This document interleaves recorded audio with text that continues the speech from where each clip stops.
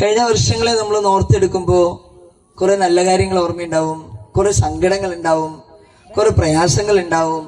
നടക്കാൻ കൂടുതൽ ഓർക്കണേ, പൊട്ട കാര്യങ്ങളാണോ കൂടുതൽ ഓർക്കണേ? ഓർക്കപ്പറേ, കേൾക്കണില്ല, ഒന്നും ഓർക്കണില്ലേ? സാധാരണ മനുഷ്യര് നല്ല കാര്യമാണോ കൂടുതൽ ഓർക്ക, പൊട്ട കാര്യമാണോ? നല്ല കാര്യങ്ങളാണോ ഓർക്ക? എന്നാ നന്നായി, സത്യമാണ്. നമുക്ക് സാധാരണ ടെൻഡൻസി നല്ലത് കൂടെ കൂടെ ഓർമ്മ വരാനാണോ പൊട്ട കാര്യങ്ങൾ ഓർക്കാനാണോ? എന്തൊരു സൈലൻസ് അല്ലേ!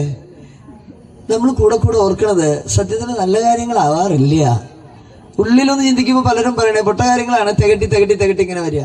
എന്നാലും അവനിങ്ങനെ ചെയ്തില്ലേ, അയാൾ ഇങ്ങനെ പറഞ്ഞില്ലേ, ഇങ്ങനെയൊക്കെ നമ്മൾ വി ആർ ഹ്യൂമൻ ബീയിങ്. നമുക്ക് ഒരു പ്രതിജ്ഞ എടുക്കാം, നല്ല കാര്യങ്ങളെ കൂടുതൽ ഓർക്കാൻ ശ്രമിക്കുന്നതോടൊപ്പം നമ്മുടെ ജീവിതത്തിൽ അറിഞ്ഞോ അറിയാതെയോ സംഭവിച്ച മോശം കാര്യങ്ങൾക്ക് നമ്മുടെ ജീവിതത്തിൽ ഒരു സ്പേസ് കൊടുത്ത് നമുക്ക് സ്വസ്ഥരാകാം.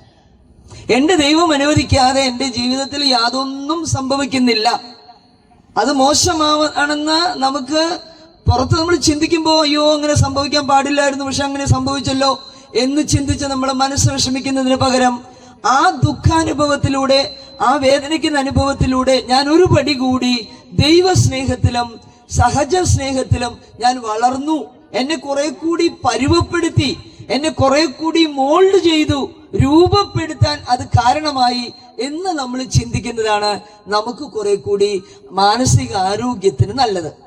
ചിലപ്പോൾ ഭർത്താവും ഭാര്യയും തമ്മിലുള്ള വഴക്കായിരിക്കാം, അല്ലെങ്കിൽ വേറെ ആരെങ്കിലും, ഞാൻ വളരെ ഉറ്റവരായിട്ട് ഞാൻ സ്നേഹിച്ച വ്യക്തി എന്നെ തെറ്റിദ്ധരിച്ച് എന്നെ കുറിച്ച് മോശം പറഞ്ഞു പരത്തിയ ഒരു അനുഭവമായിരിക്കാം.